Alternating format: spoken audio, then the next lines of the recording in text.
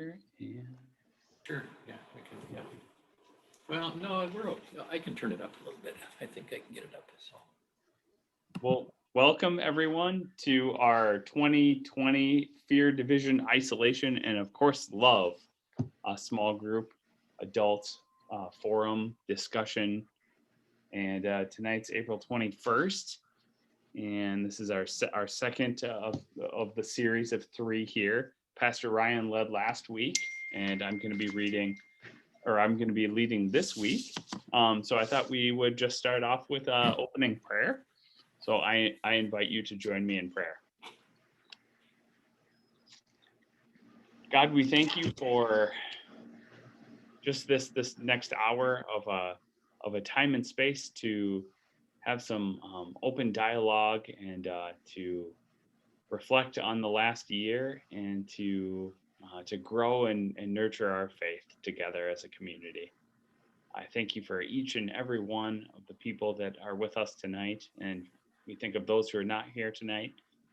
We pray safety and protection on them, and God, we thank you for just for the gift of life and each new day that we have in front of us. Amen. Amen. All right. I know you guys did introductions last week. I thought maybe just because I'm a different leader this week, we could do kind of a real quick version of that. Let's just go around, just say your name and your let's say your favorite toothpaste. just for fun. I'll start off. I'm Deacon Brad. My favorite toothpaste is probably Aquafresh, just because I like the 3 different colors. I don't know, visual. Well, I'm Lori Middendorf, and I like Sensodyne.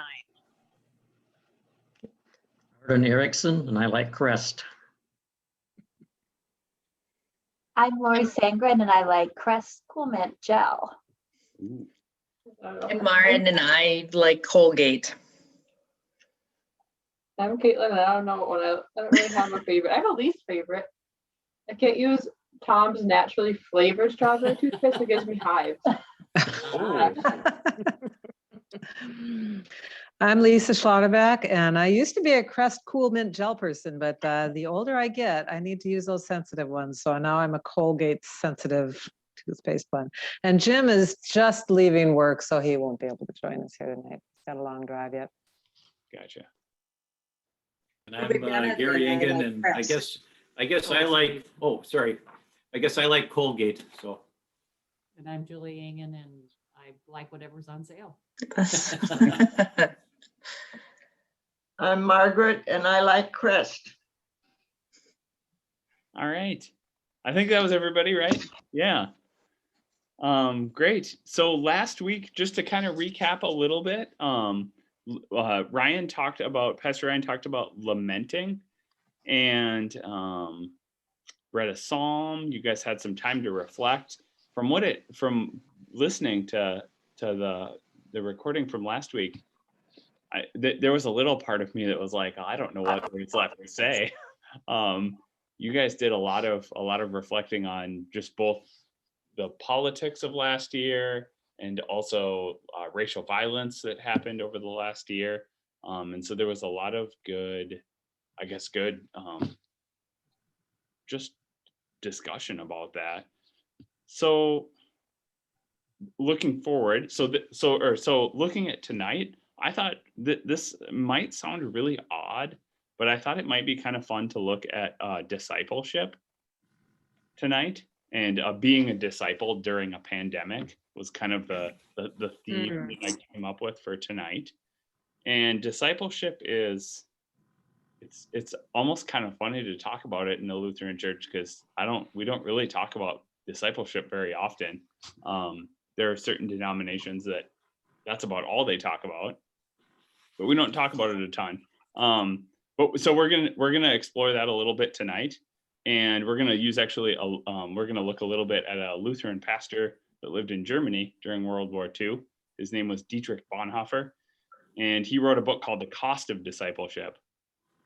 Has anybody here heard of Dietrich Bonhoeffer before? Yep. Okay. Yeah. I figured that might be only tonight. okay. I figured it might be somewhat of a familiar name. So yeah, so we'll look at that. And then next week, Pastor Ryan will be leading again, and he's going to lead on trust and hope and kind of looking forward. So that's a recap introduction. I thought I would start us off by reading Psalm 95. And Psalm 95, if you want to find it, obviously go ahead. If you have the sheets that I put together for tonight, it's on there as well in full, or you can grab a Bible or just listen along. Oh, come, let us sing to the Lord. Let us make a joyful noise to the rock of our salvation. Let us come into his presence with thanksgiving. Let us make a joyful noise to him with songs of praise. For the Lord is a great God and a great King above all gods. In his hand are the depths of the earth. The heights of the mountains are his also. The sea is his, for he made it, and the dry land which his hands have formed. O come, let us worship and bow down. Let us kneel before the Lord our Maker, for he is our God, and we are the people of his pasture and the sheep of his hand. Oh, that today you would listen to his voice. Do not harden your hearts as at Meribah, as on the day at Massah in the wilderness, when your ancestors tested me and put me to the proof, though they had seen my work. For 40 years I loathed that generation and said, they are a people whose hearts go astray, and they do not regard my ways. Therefore, in my anger, I swore, they shall not enter my rest. So that's the end of the reading of the Psalm. Psalm 95, a call to worship and obedience. So I thought that we'd start off by looking at this Psalm a little bit. And I thought I'd just throw it out there. When you think of the word discipleship, what is discipleship? It's not a word that you necessarily hear outside of the church.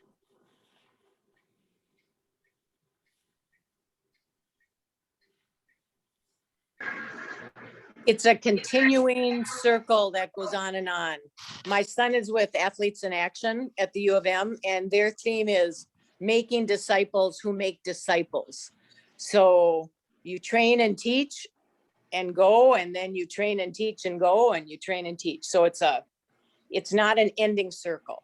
It goes on and on. That's a good image. I like that. What other thoughts pop into your head as you hear that word discipleship?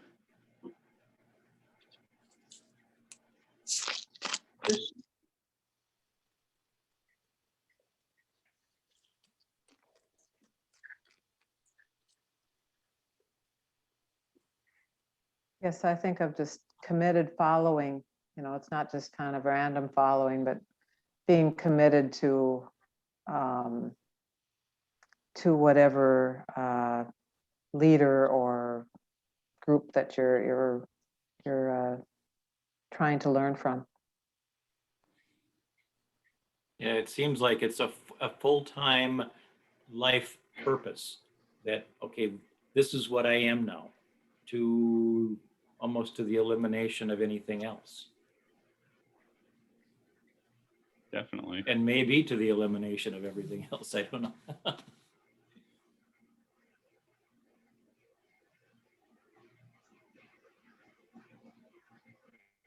So I thought this was kind of a fun definition from the Women of the ELCA's website. They talk about discipleship as a lifelong journey of living out and spreading the good news of Jesus Christ. And they said that there are 7 marks of discipleship. So there's praying, studying, worshiping, inviting, encouraging, serving, and giving.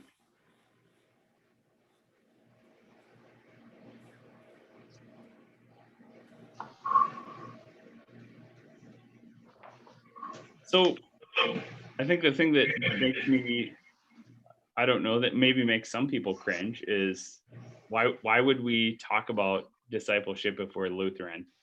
Isn't discipleship works based? Isn't it? I mean, that whole list right there, praying, studying, worshiping, you could kind of boil those all down into like, those are doing good works, inviting, encouraging, serving, those are works, right? So why is it beneficial to even talk about discipleship as a Lutheran?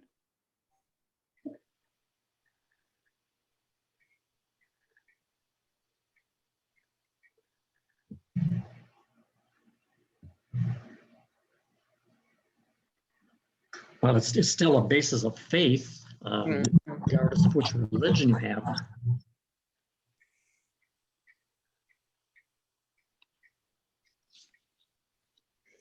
And you've got to draw from the well of God to be able to do all of those serving things, or they're for naught, you know. So you've got to be solid in your faith in God and in Jesus to be able to serve well. Otherwise you empty out with just human effort. Definitely.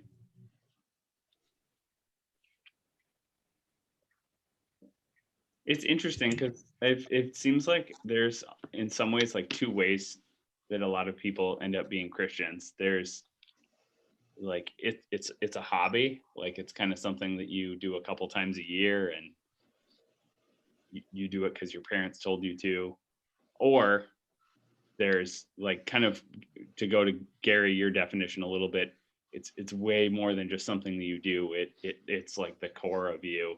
It defines you almost to the elimination of other things. And so when we think about being a disciple, I mean, we kind of think more about that second definition. It's not just a hobby. It's not just something that you do because your parents told you have to. But we see both types of Christians around us in our lives. I mean, we have probably both types of them. And it's hard because, I mean, we believe that we're saved by grace, and it's also not anything that we do that, you know, gets us in the club, so to speak. We're not earning anything here. So why be a disciple? There is kind of that question out there. It's a lot of work. Why do it? So there's the next question I wrote down was, what is scary about the concept of discipleship? I think that kind of leads to that. What do you guys think? What's scary about discipleship? You think people are turned off? Are you equating discipleship to some level with evangelism? I think evangelism is part of it. I wouldn't say it's exactly the same thing. I mean, I think going with that definition of it's praying, studying, worshiping, inviting. It's more learning. It's more educating. Yeah. Yeah. But I think, you know, from being a Lutheran, the evangelism part of it is what, you know, that's a little scary for me. It's like, okay, it's not so hard to set a good example to as you're going about your life, to do things, you know, as what would Jesus do. But being a disciple, it's okay, there's kind of more of a total commitment there. Mm-hmm. That is your life, at least according to some of the definitions that I've seen here.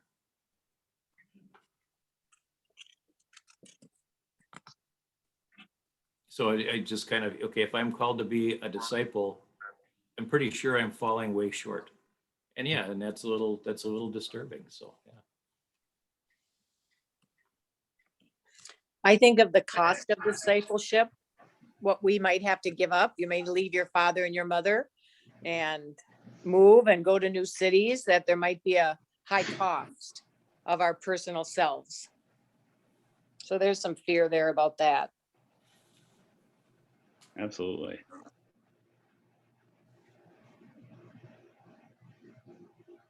So in the Psalm that I read, it talks about in verse 8, it says, do not harden your hearts, as at Meribah, which is a place.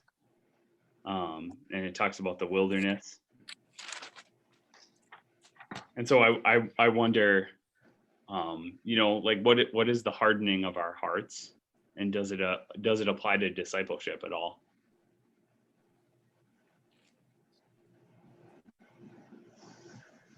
Would hardening of your heart be not to be compassionate with other people?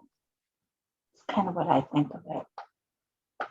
Absolutely, Lori. Yeah, definitely. I think like you think about when you drive, anywhere around the cities and you see homeless people where it doesn't even like faze you anymore. Like that's kind of that'd be like the hardening of your heart. Okay.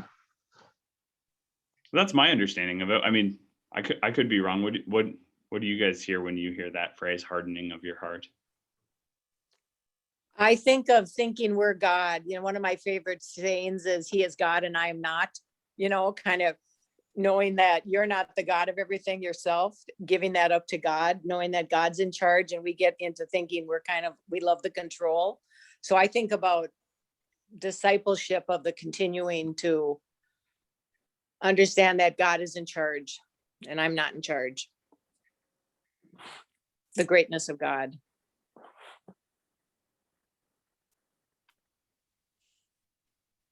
When you, like in the Old Testament, when it talks about hardening of the heart, Pharaoh and all that, it just, they wanted it their way.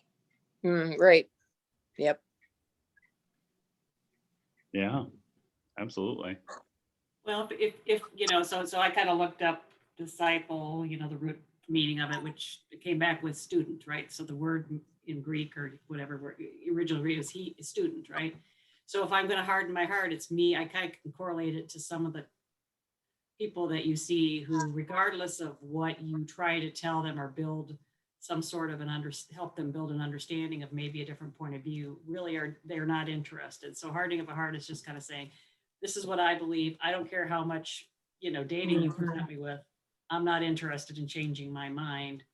This is right. This is wrong. And that's, to me, when I think of hardening heart, it's just to say, I don't care at this point. What I want to believe, I'm going to believe.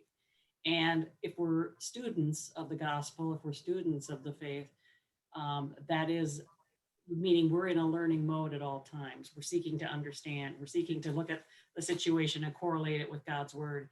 And that's, as disciples, that means you have to be able to listen. You have to be able to seek to understand. And empathy is part of that. I think that's just what we correlate with listening and understanding is empathy. But, I don't think it's a matter of always saying we have to decide whether something's right or wrong. We just have to listen and seek to understand and seek to learn. And when you harden your heart, it's to say, I don't care anymore, right? I believe what I believe. We run into this in the church all the time, right? And so the years ago when women weren't allowed to vote in the church, or when we struggled with couples that live together coming to church, and when we seek to say, this is the way it has to be. And I don't care what the word says. I don't care what this says. I believe this is the way it has to be. And that's, to me, hardening your heart. If I'm not open to seeking to understand or listen or understand somebody's pain based on my behavior or my hardening of my heart. It's kind of like the opposite of discipleship. Yeah. Right. At some point in time, you say, I don't want to learn anymore, right? I don't care. I don't, I feel like, yeah. I feel like we've seen a lot of that in the last year in politics, in the country, and like there's been a lot of that, even with science, right? Saying I don't want to accept scientific I don't have to. research. You can't make me. Yeah. Yeah. And that's It's confusing to me how different Christians can look at things. They're very strong on the right. It just seems like they're so rigid from my point of view. And they're just not open to looking at science or or listening to others, they just seem really rigid. And I not in the place where I should judge somebody else, but it just seems like there are different ways that Christians look at things or behave or attitudes or the amount of openness that different Christians have. And I just, it's really confusing to me. Yeah. Mm-hmm. My sister-in-law has a whole group of relatives that are just that very rigid type, and she just can't understand because they're very religious, but they're so rigid. It's got to be their way or you're off base. I think that's And I see that in not necessarily people that I know real well, but what I hear on the news or read about. And I think, how can we be so different and still we're worshiping the same God and see things so differently? yeah. I think that's one of the things that where like discipleship, there's hardening your hearts on the one hand, there's discipleship, but then there's using discipleship almost as a weapon on the far other extreme where Mhm. yeah, it gets you get locked into like black and white thinking, and it can kind of derail. I think that was one of my next questions here is what is the danger in trying to measure our efforts in discipleship? I mean, the question kind of answers itself, and you kind of answered it already, Margaret, is that like you can go that to that extreme. So looking back on the last year, how did the pandemic affect your ability to be a disciple, and how did it affect those around you?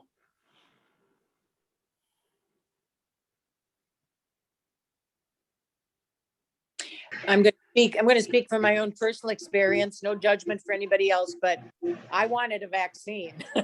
So my husband and I just talked about when it's our turn, we want one, and so that was my response to the community. I'm a retired healthcare worker. And when those flu shots came out every fall, we were expected to get one because we were not supposed to give those germs to our clients that we would see in their homes. So that's the idea that I took, that it's almost caring for others to get a vaccine. So, but there's extremes on that. Some people, I know a lot of people that do not want a shot, and they have their strong reasons. But for me, that was part of my discipleship, was to get one as soon as I could in caring for others. Absolutely. I think that's great. Yeah.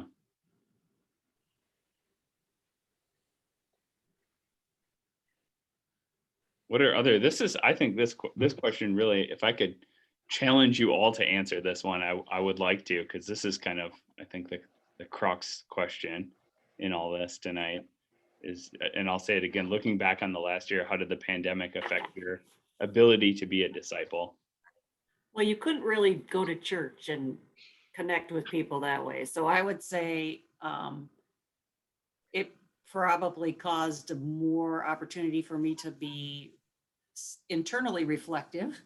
And it was less about action. So let's put it that way, right? Because in the past it was, I go to church, check. I did that, and I'm a good Christian, but it's that whole idea that now I don't go to church. When do I find time to be in the Word? If you don't take time to do that, again, and I'll be the first to admit I don't. And so you do have to find time. And if, again, we go back to the idea of discipleship, part of that is learning through spending time in God's Word. Probably the pandemic gave a lot of us an opportunity to do that a little bit more than we would have in our busy lives, especially if you have children, or that you're taking to sporting events, or if you're going, even sometimes church stuff, right, Brad? You can get caught up in doing a lot of stuff at church, and you can say, well, that's building that's part of my discipleship. But then when do you have time to reflect, and when do you have time to go back on that? So I do think the pandemic gave us maybe more, at least me personally, more opportunities to think and reflect and to determine my faith a little more, look at my faith a little more deeply than I normally would.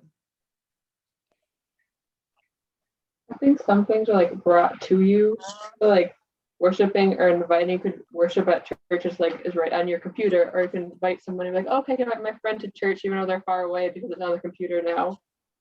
There's like encouraging someone through a text. Absolutely. I think one of the ways that I was affected, and part of it, okay, the discipleship part of giving. You know, you like to send cards, you like to talk to people. And it got to the point that it was so overwhelming. There were so many people sick, so many names on the prayer list. I gave up. And I'm sorry to say that, you know, that's not right. But it just got to be overwhelming.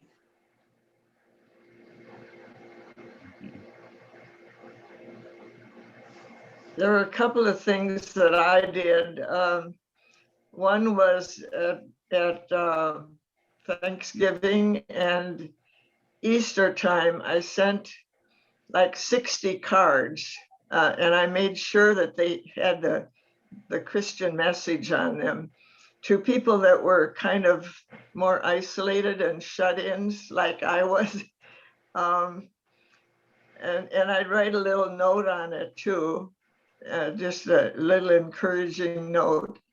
But the other thing I did was I wasn't spending much money because it wasn't going anyplace and just my usual bills. So I gave a lot more to charities and that were out there doing a lot of work, mostly local ones, but not always. As well as my own church, I was more generous in that way. So I was trying to help others that were out there trying to help in various ways through the extra money that I had, trying to be generous in that way too.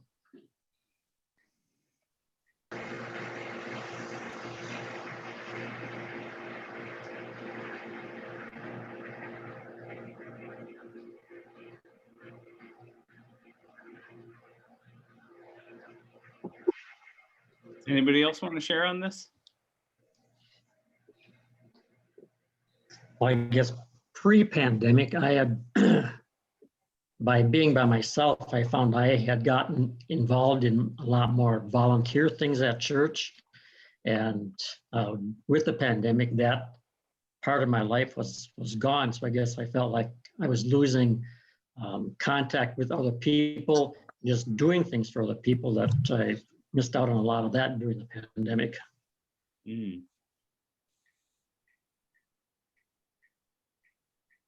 Well, and I would agree with what Arden was saying. It when you're, at least initially, there was we were so isolated. It was, I mean, we didn't even know if we could, you know, every time you go for a walk and you see somebody coming down the street, you immediately cross over to, you know, to stay away. And it was just that, okay, you know, you almost felt bad about, you know, making eye contact. It was, we were, you know, instructed to distance ourselves so much. So yeah, it was, for a long period of time, there wasn't a lot of interaction. And, you know, and that has a big effect on things.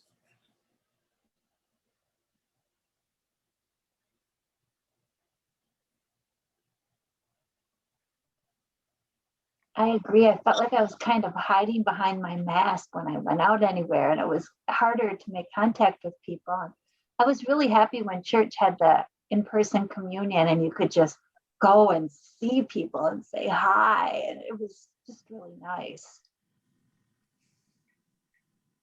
I really noticed a difference in grocery shopping. I didn't do my own for the first months, but then I started going earlier in the morning or kind of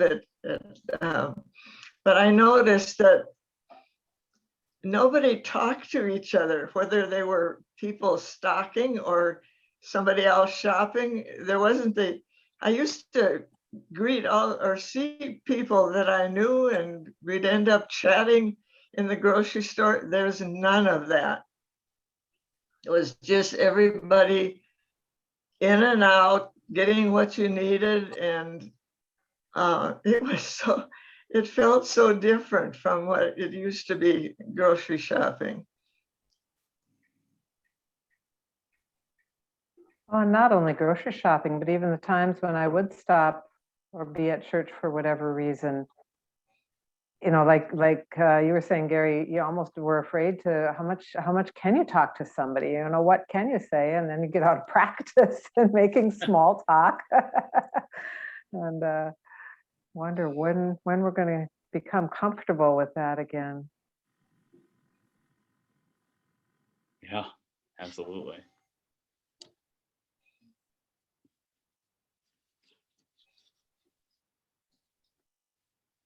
All right, so I put down some examples of costly discipleship where Jesus puts it very bluntly, and you can look these passages up if you'd like to read the whole things. I just kind of put down a little recap of it. But Matthew 5, Jesus talks basically, and said you must be perfect like your heavenly Father is perfect.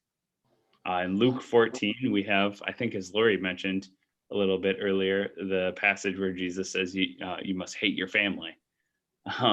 Matthew 6, we have a passage where there's discussion about how you can't serve both money and God. Luke 9, Jesus says, don't worry about the dead, let the dead bury the dead, move on. The gospel. Matthew 19 basically talks about selling all your possessions. So we have some we have discipleship from Jesus, and we have these 4 or 5 examples of a very high cost of discipleship. I did look these up before this, and the one that really struck me was the Luke about hating your family, and I've got it in front of me. Whoever comes to me and does not hate father and mother, wife and children, brothers and sisters, yes, and even life itself, cannot be my disciple. I struggle with that one. So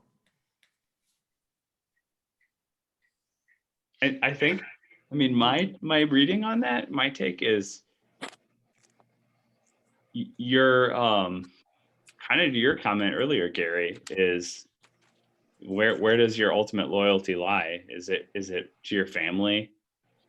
Is it to your, the people that have come before you or that will come after you, or is it to God?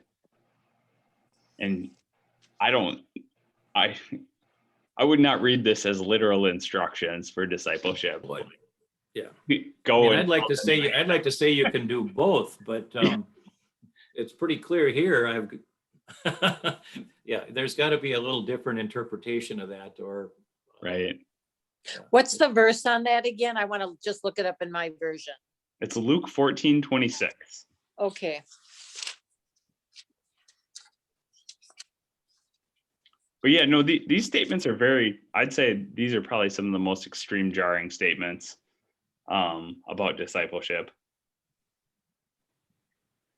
And we talked a little bit about those questions already. Lori, did you want to? You said 14:26. Yeah, that's what I have written down. Mine says hate too. If anyone does not come to me and does not hate his father, yes, even his own life. And then at 27 is, and anyone who does not carry his cross and follow me cannot be my disciple. Yeah. I'd be curious how hate is used biblically, right? That's such a strong word, isn't it? Leave behind. I'm wondering if it was something, what it would say in the Greek, or if there was a softer word somehow than hate, that just seems so harsh. Yeah, it absolutely does. I'm going to put a pin in that. Let's follow up on that one. Maybe we can talk about that a little bit next week. That's a good question.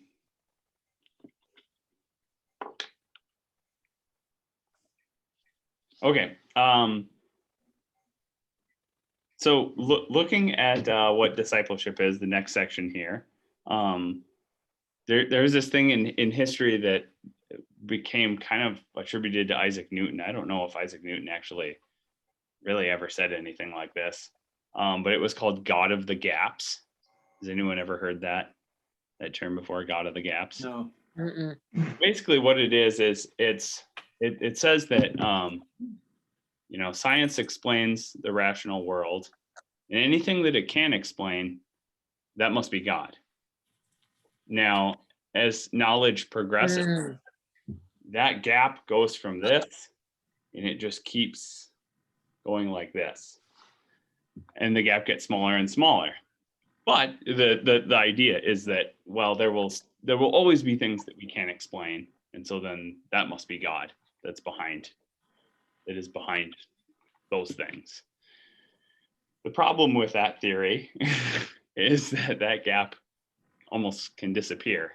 I mean, you look at something like a microwave even, how do you explain how a microwave works? Well, I don't even totally know, but there's science behind it, right? Somebody can explain all of that. And so where is God anymore in reality? God kind of disappears. So Bonhoeffer came along and he said that we need to get rid of this God of the Gaps idea. It's not helpful. That in fact, that instead that we should effectively look at Jesus. Jesus should be our entire lens of how we look at and see all of reality. Everything should come through the lens of Jesus. So that what I wrote down was Jesus is in the middle of life, and all things are seen through Christ. Christians view human experiences through the importance of what God has done through Christ. So instead of trying to explain reality and what we can't understand, we attribute to God, the starting point is we're going to explain all human experience through Jesus, and all reality is seen through Jesus. So the function of nature is not to show gaps in knowledge and see God there, but to affirm that God's in everything.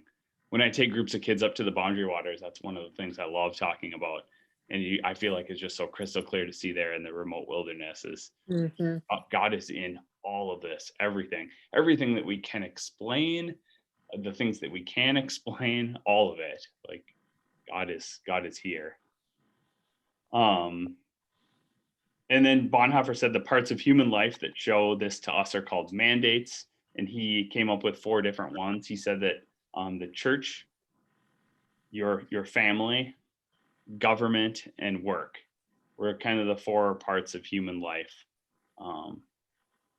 that where we saw God.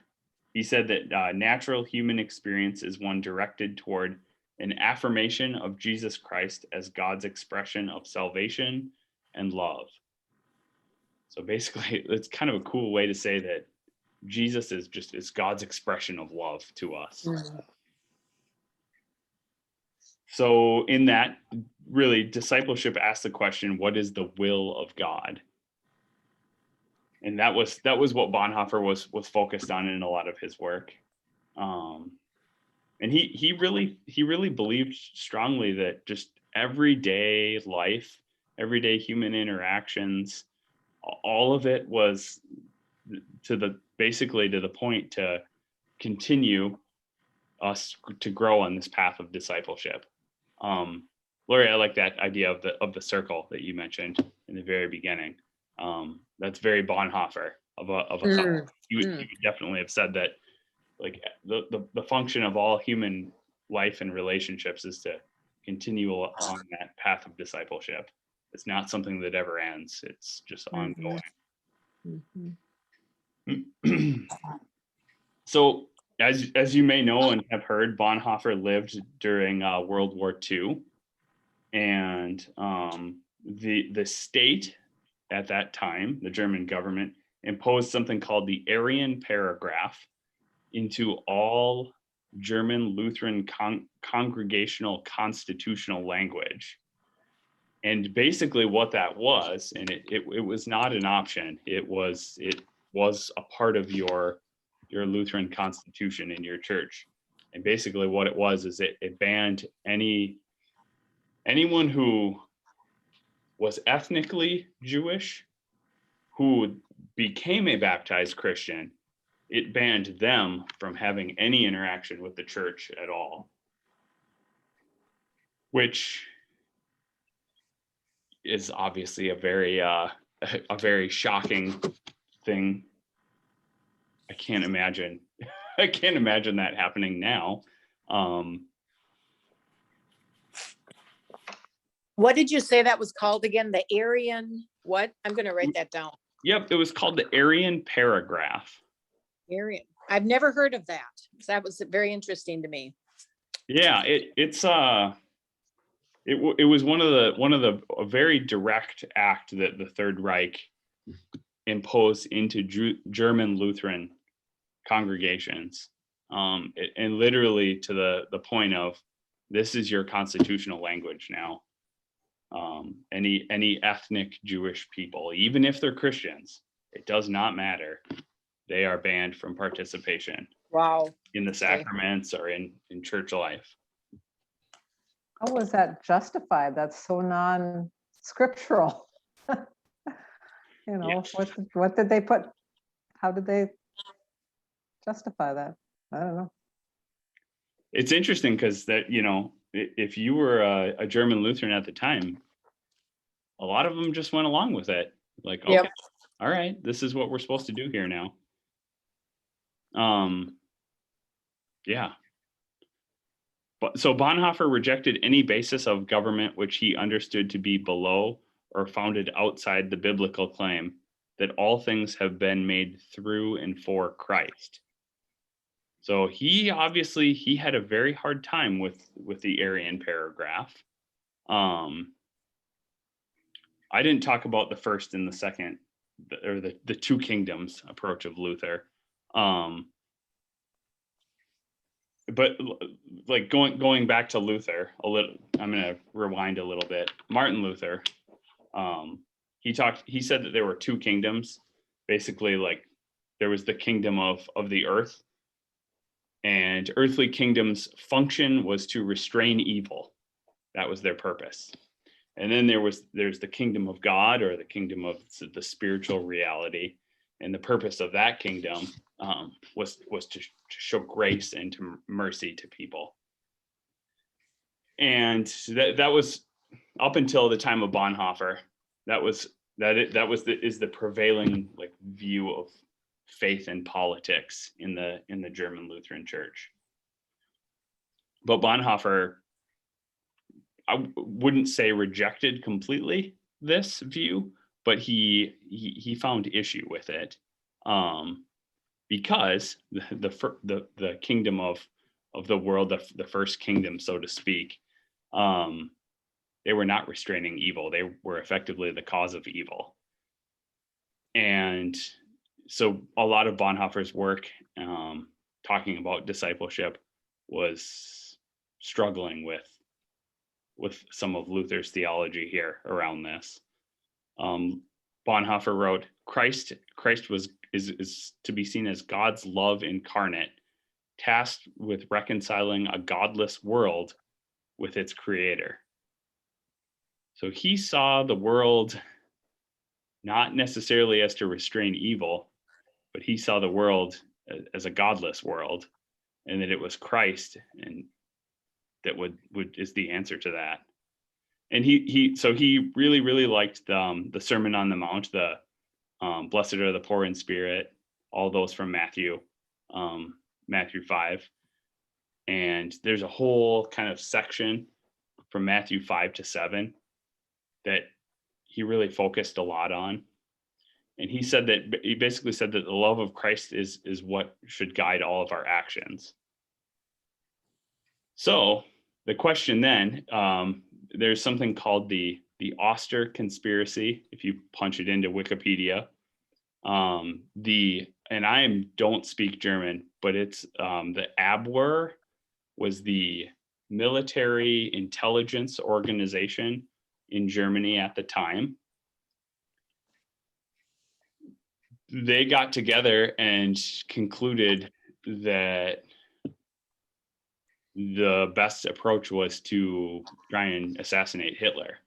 And so this conspiracy, as they called it, the whole function of it was to eliminate Hitler. And there was several attempts at his life. They were all failed. Bonhoeffer was a part of this. And it's interesting to read his writings around this, because he had very much given up on basically Luther's two kingdoms. He no longer saw the kingdom of the world functioning at all anymore. But he struggled a lot with this, and wondered, was trying to assassinate Hitler, was it a sin? And it brings us in a less severe sense to think about, the last how many years in our country. Not saying that we wanted to assassinate a leader of any sort, but thinking about like an anti-government attitude. How does that fall in with God's will and God's plan? Thoughts on that? Anything? Reflections?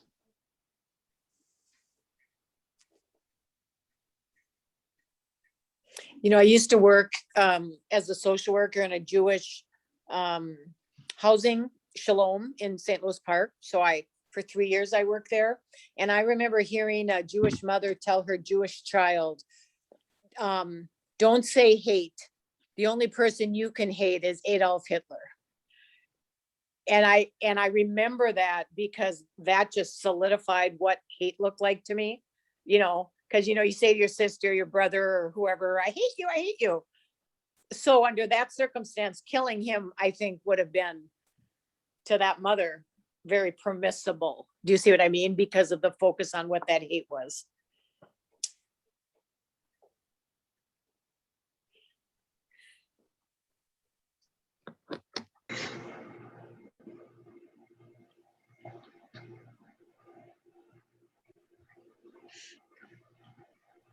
I think Bonhoeffer saw it as the lesser of two evils, I think, is how he justified it in his mind, or that's what a lot of people have written about. Is that doing nothing and letting Hitler to continue to do what he was doing was far worse than trying to assassinate him.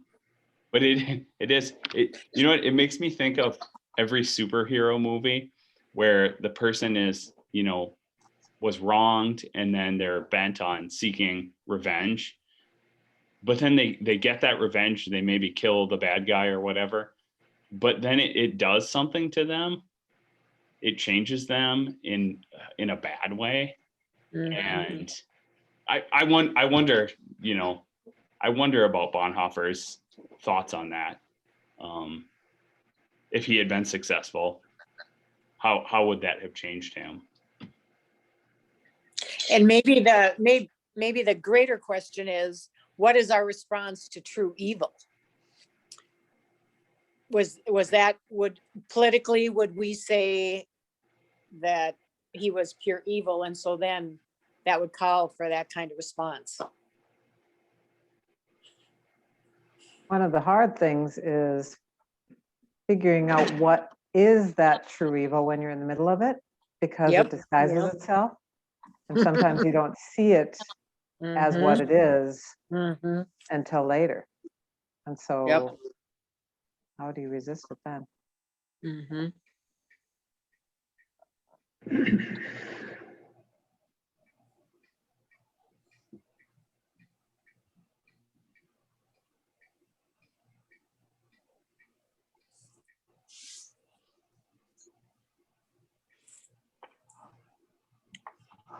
I think where Bonhoeffer landed with this was he talked about mercy as being the landing pad for all of his actions, and that mercy is bigger than anything. I think he threw himself on God's mercy at the end of the day, as he thought about the ethics of this.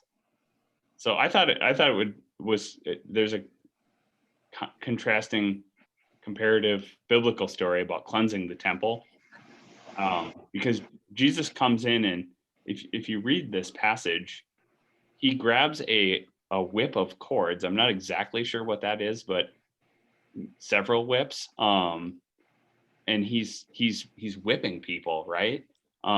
He takes their money and he like pours it out on the steps.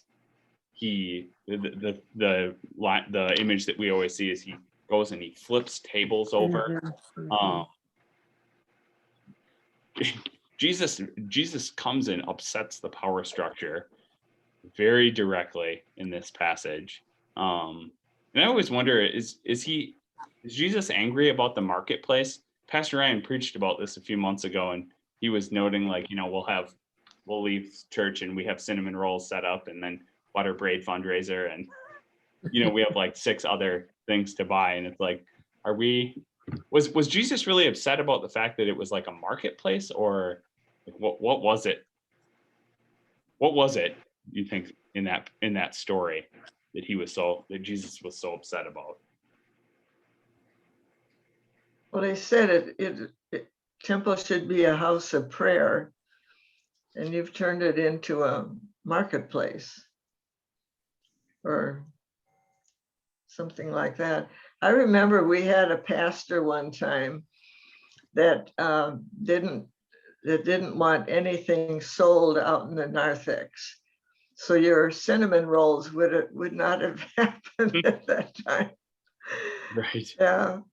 Was that the reason, do you think, those Bible verses, do you think, were the reason for that pastor?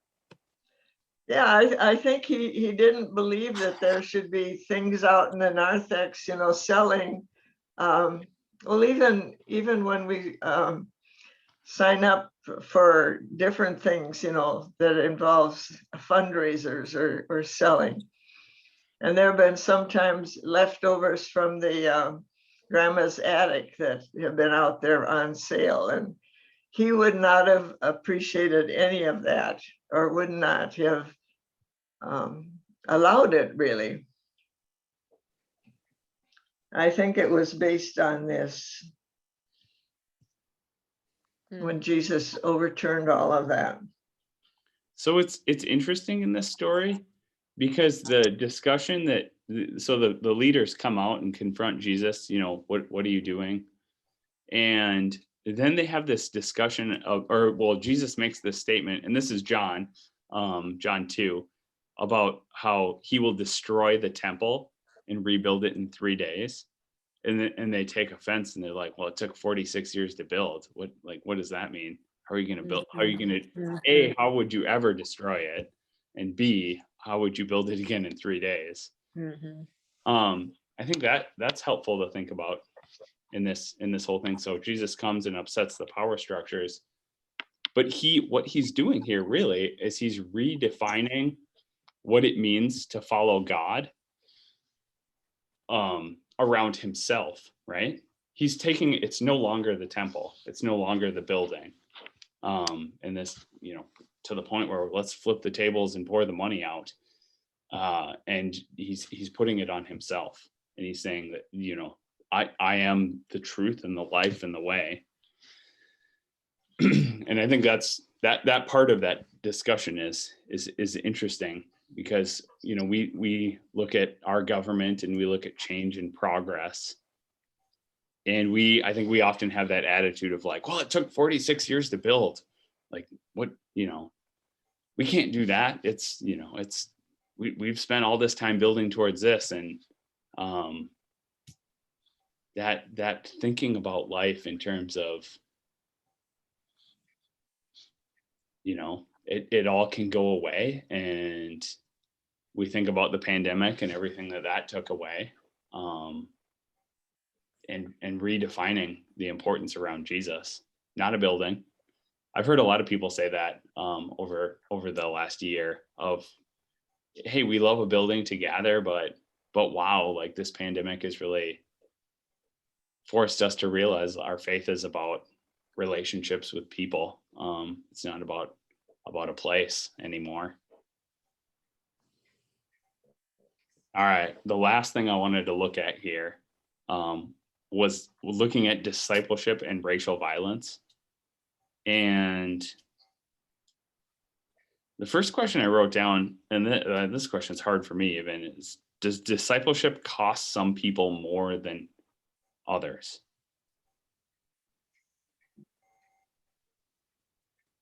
Does that make sense what I'm asking there? Depends how far you put yourself out for it. What do you mean by that? Well, I mean, some people believe in protesting, and for the first time, I won't say what kind of a protest, but my husband and I went and stood there, literally stood and protested this year. And there's always a risk of standing up for something. Now it got cold and we were only there 2 hours, but we made a point for ourselves. So, I mean, it could have turned into horrible things. It didn't.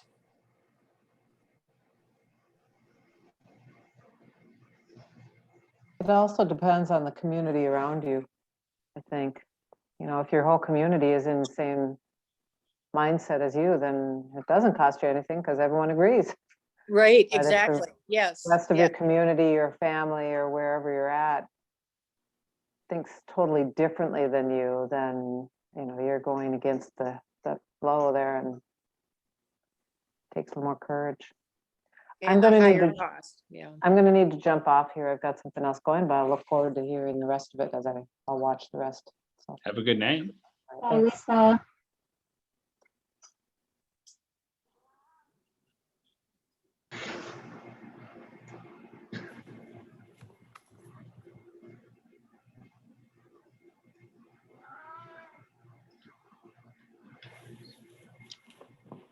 So one of the questions I wrote down was, what parallels to Bonhoeffer's world and ours can we draw today? How are things better, or how are things worse?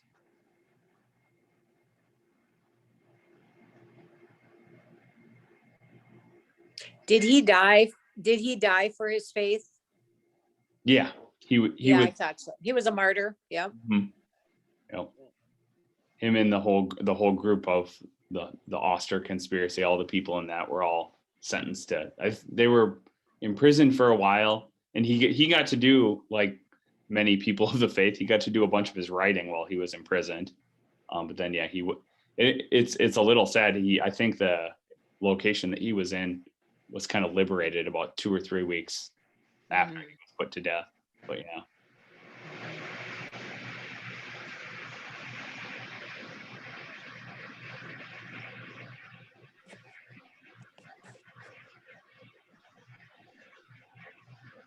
I feel like there's some correlation between when you talked about Bonhoeffer feeling despair that the worldly kingdom was no longer, there's a level of trust, and we might be there a little bit. I was talking to Colin about that last night, but there's a level of trust that you have in the good of people, and we have government and laws because not everyone cares about that, or we have to protect, right? We were talking about that. Sometimes, there have been different philosophers, and I was telling Colin, there was a philosopher I read years ago, Descartes, who believed that people couldn't live together in peace and harmony, and that man was not meant to live that way because eventually they'd kill one another, right? And so we're seeing some of that kind of, there versus, so there's this earthly rules and regulations. And to Bonhoeffer, what Bonhoeffer was experiencing, they were failing in that world, right? They weren't holding the appropriate people all accountable. They weren't working the way they were, protecting the innocent or keeping people. And so to some extent, as disciples, we can live compatibly in this world, believing what we believe in and taking care of people and doing the right things. But at the end of the day, when you see injustices, when you see problems, and the laws aren't the government that we have in place, the earthly kingdom isn't dealing with those appropriately, at what point do we step in and take a greater stand and risk our life for what we're called to do? And I think that discipleship in nowadays is really not about saying, I believe in Christ. It's taking that information or what that means and applying it boldly in the world to say, this is what I believe, and I'm willing to sacrifice for what I believe, which is to the point, Lori, that you were talking about going to a protest. I struggle. My son is very actively involved in this stuff, and I struggle every time he talks about going down to a protest. And I always tell him, just call me if I need to bail you out of prison. And but it's again, I want to encourage as his mother. I prefer him not to put himself in harm's way, but as a in the same vein, I'm very proud of him for that. And I wish I had the courage that he had in some of those cases to do that. So that's the challenge I see. Kind of the correlation to Bonhoeffer's world is that sometimes you feel very helpless. The things you trust. And I was telling Colin this the other night, for me as a 50-something person, the sadness over the conviction yesterday. And I said, I was surprised that I felt so sad, because you would think I would be like, yes, justice prevailed. But I said to Colin, I think it's a little bit for those of us who grew up in an age where there were positions of trust, and so many of those positions of trust that we came to believe were not going to let us down.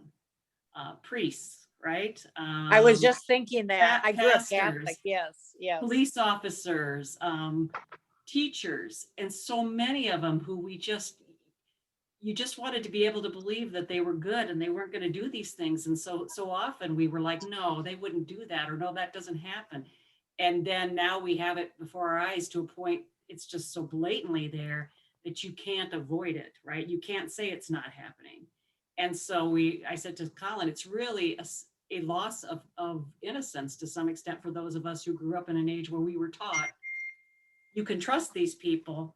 And this is like every vestige of trust that we had in the past, or that we believed was a place where you could be safe, where you could feel there was safety, has been ripped away from us. And now you have to kind of come to terms with those things are earthly things and they failed us. Now what do we do? And how do we go out there and apply our faith to make and be disciples to make it better? How do we do that, right? So that's where I kind of see the connection with Bonhoeffer, to the point where you almost get desperate. You start having those thoughts, right? And you wonder, is that wrong? Because in the long run, it would make the world a better place for majority, right? But at the end of the day, it's doing something that intrinsically I believe is wrong.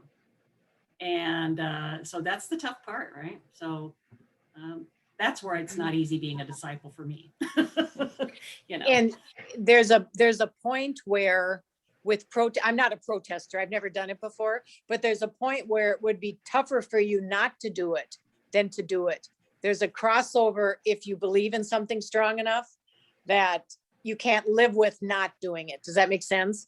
That whatever, I wasn't in danger, I just stood there, but I had, in my worldview, I had to do that.